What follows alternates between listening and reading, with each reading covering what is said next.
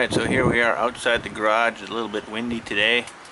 It's March around here, and it's about 28 degrees out here, so it's still cold, but let's get this lawnmower fired up, see how it sounds.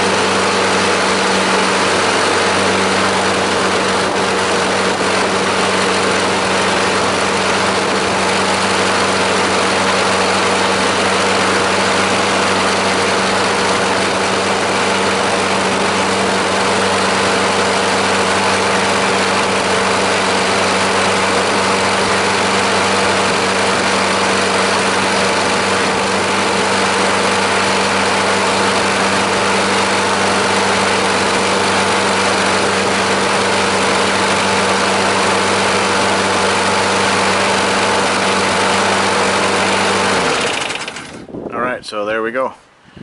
We got the complete tune-up on this particular pull-on push mower, and it runs good. It certainly runs a lot better than when it started.